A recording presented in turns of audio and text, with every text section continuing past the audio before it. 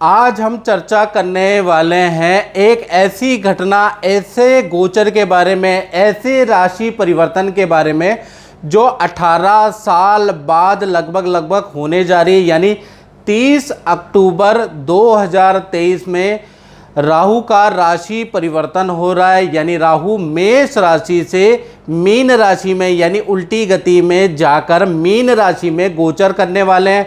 वहीं पर अगर देखा जाए तो राहु का जब गोचर होगा तो केतु का गोचर भी कन्या राशि में होगा। और राहु का ये जो गोचर है, केतु का जो ये राशि परिवर्तन है, एक तो 18 साल बाद हो रहा है मीन राशि में, साथ ही साथ 18 महीने के लिए रहेगा। यानी कि देखा जाए तो 30 अक्टूबर 2023 से लेकर और 30 मई 2025 तक राहु देव मीन राशि में रहने वाले हैं और वहीं पर केतु देव कन्या राशि में रहने वाले हैं। पहले हम ये जानते हैं कि राहु है क्या, कौन है। तो पौराणिक कथा के अनुसार जब समुद्र मंथन के दौरान स्वर भानु एक दैत्य था जिसने अमृत का कलश या अमृत का पान पी के वो अमर हो गया, तब भगवान विष्णु ने अपने चक्र से उसके दो भाग कर दिए। यानी कि जो विष्णु भगवान का चक्र था उसके गले से उसको काट दिया, तो ऊपर का हिस्सा या राहु कहलाया और नीचे का हिस्सा जो है, जो धड़ है, वो केतु कहलाया। और ये राहु और केतु के नाम से आगे प्रसिद्ध हो गए। वैसे इस राक्षस का नाम स्वरभानु था।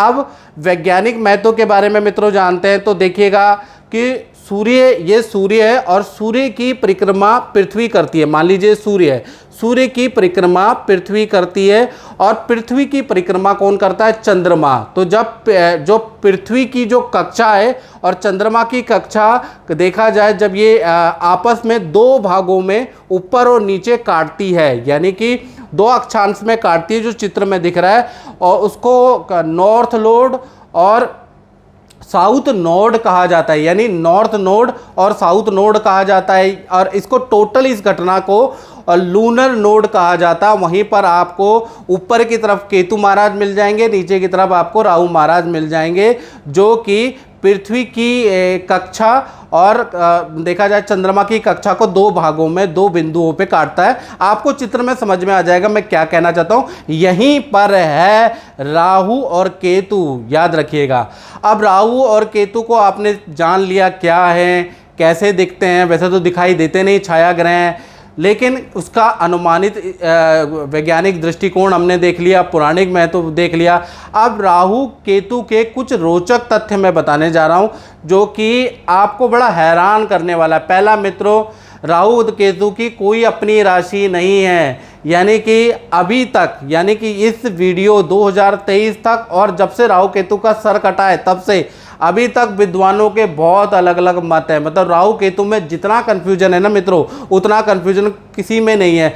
कोई ये मानता है कि मिथुन राशि राहु की उच्च राशि होती है, कोई मानता है कि धनु राशि राहु की उच्च राशि होती है। इसी प्रकार से केतु में अलग अलग कन्फ्यूजन है, कौन मित्र है कौन शत्रु है, लोग अलग अलग तरीके से अलग अलग विद्वान डिस्क्राइब करते हैं, बिल्कुल कन्फ्यूजन है इसमें।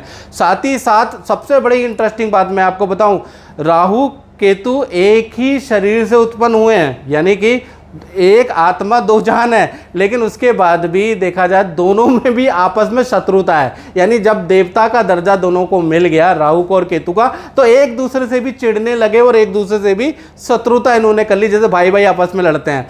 इसी तरह से देखा जाए तो दूसरा इंटरेस्टिंग पॉइंट क्या है, राहु जिसकी कुंडली में प्रबल होता है ना, वो बहुत बड़ा कॉपी कैट होता है। अब कॉपी कैट का मतलब कि ऐसे व्यक्ति के अंदर चालाकी और देखिए चालाकी जन्मजात होती है। ऐसे लोग बहुत चालाकी करते हैं, बुद्धि से बहुत तेज होते हैं। साथ ही साथ किसी चीज़ की कॉपी करने में, जैसे कहते हैं ना, जूते की कॉपी बना ली, सॉफ्टवेयर की कॉपी बना ली, उसकी नकल बना ली, कॉपी करने में बड़े एक्सपर्ट होते हैं, ओरिजिनल को भी मात देते हैं।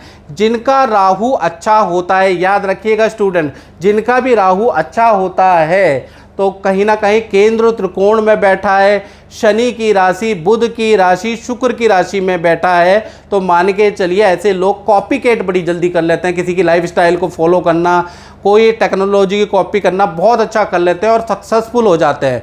साथ ही साथ केतु के बारे में बात करें तो केतु जो ग्रह है वो इंट्यूशन वाला होता है। यानी केतु जिसका भी स्ट्रांग होता है, और केतु किन राशियों में स्ट्रांग होता है ये बड़ा कन्फ्यूजन है। केतु अधिकतर मित्रों जो राशियां हैं बुध की, गुरु की, शुक्र की राशियों के अंदर स्ट्रांग होता है। याद रखिएगा, बुध की राशि, गुरु की राशि, शुक्र की राशि में स्ट्रांग माना जाता है केतु को। तो यहाँ पर केतु अगर होंगे तो आपकी कुंडली में, और केंद्र त्रिकोण में होंगे तो केतु आपका अच्छा है। आपके अंदर इंट्यूशन पावर हो जाएगी, यानी आपको एक अनुभव पता चलेगा कि आगे क्या होने वाला है, 10 साल बाद टेक्नोलॉजी कहाँ जाएगी। आपको बुरे और अच्छे की इंट्यूशन आने लगेगी, आपके अंदर इंट्यूटिव पावर आ जाएगी, जिसके कारण आप जो हैं अपने भविष्य को अच्छा बना सकते हैं।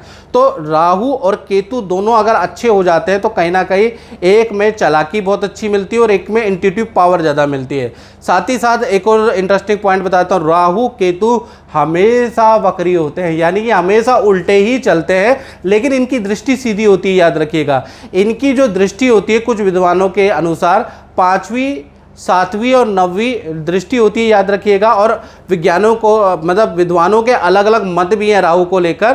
कोई 5वीं, 9वीं और 7वीं दृष्टि मानता है, कोई कहता है कि इनकी जब कोई राशि ही नहीं है तो इनकी दृष्टि का कोई महत्व नहीं है, लेकिन मैंने खुद अनुभव में देखा कि इनकी दृष्टि का महत्व होता है। साथ ही साथ देखा जाए तो राहु जब भी राशि परिवर्तन करता है, जैसे कि 30 अक्टूबर 2023 में राहु देव राशि परिवर्तन कर रहे हैं, तो 9 महीने यानी शुरू के जो 9 महीने आपको अच्छा या बुरा दोनों इफेक्ट ज़्यादा मिलेगा, यानी ज़बरदस्त मिलेगा। अगर अच्छे होंगे तो अच्छा इफेक्ट मिलेगा, और बुरे होंगे तो बुरा इफेक्ट आपको तुरंत मिलेगा, 9 महीने तक मिलेगा। फिर अंतिम के जो 9 महीने वो कहीं ना कहीं नॉर्मल होते हैं, यानी कि 9 महीने ज़्यादा इसका अच्छा या बुरा इफेक्ट मिलता है। चलिए मित्रों, अब बात करते हैं मिथुन राशि यानी जेमिनी की। तो जेमिनी के साथ में देखा जाए तो ये जो साल है ना, ये साल वैसे अच्छा आना था, कहीं ना कहीं आपके ऊपर से 17 जनवरी से 7.5 या ढैया आपकी छूट गई थी, लेकिन अब भी आपके काम नहीं हो रहे हैं, कहीं ना कहीं काम में अब भी विघ्न है, धन का नुकसान हो रहा है, नौकरी की बड़ी समस्या चल रही है, करियर की बड़ी समस्या चल रही है जेमिनी को। क्योंकि 7210124289 ये जो व्हाट्सअप नंबर आ रहा है ना, इसमें मैं आपसे बात करता हूं, और ऐसा कोई ज्योतिषी नहीं जो आपकी भली प्रकार से अपडेट रखता है। देखिएगा, मैं आपसे डेली ही टेलीफोनिक बात करता हूं, इसलिए मुझे पता है कि जेमिनी के साथ में क्या चल रहा है। अब जेमिनी के साथ में प्रॉब्लम तो चल रही है, शनि की ढैया तो छूट गई है, अच्छा होना चाहिए, लेकिन कहीं ना कहीं जेमिनी के कुछ लोगों के साथ में अच्छा नहीं हो पा रहा है। करियर में सबसे बड़ी दिक्कत है, चाहे जॉब कर रहे हैं, चाहे आप विद्या कर रहे हैं, चाहे आप व्यापार कर रहे हैं, तो कहीं ना कहीं काम अटक रहे हैं, वो अच्छा जैक नहीं लग पा रहा जो होना चाहिए। तो देखिएगा कि ये जो राहु का राशि परिवर्तन 30 अक्टूबर 2023 में हो रहा है, यानी राहु आपकी कुंडली में 10वें भाव में बैठे हैं। तो 10वें भाव में कहा जाता है 10वें गोचरे राहु धन धान्य प्रतिष्ठा दायका, यानी 10वें स्थान के अंदर जब भी राहु का गोचर होगा तो धन धान्य में वृद्धि करेगा, पद प्रमोशन देगा, प्रतिष्ठा दायका। यानी 30 अक्टूबर 2023 से लेकर और देखा जाए 30 मई 2025 यानी पूरा 18 महीने देखा जाए तो राहु जो नौकरी करता है उनको बड़ा पद लाभ दे सकता है, यानी अधिकारी बनने के योग है। हालांकि ये जो पद लाभ होगा ना, ये किसी के बदले में किसी के छीन कर आपको दिया जाएगा, यानी कि दूसरे व्यक्ति से बॉस की या मैनेजमेंट की शत्रुता होगी, या दूसरा व्यक्ति जॉब छोड़ के चला जाएगा, मजबूरी में आपको दिया जाएगा। राहु में ऐसा ही होता है, यानी पद लाभ होगा, अच्छा अधिकारी बनने के आपके योग हैं, या अचानक आपका डबल प्रमोशन हो जाएगा। कारण क्या होगा कि दूसरा व्यक्ति का आपको दिया जाएगा। इसी प्रकार से अगर आप राजनीति में हैं तो राजनीति में सफलता भी किसी के पद को छीन के आपको मिलेगी, लेकिन मिलेगी। यानी ये जो 18 महीने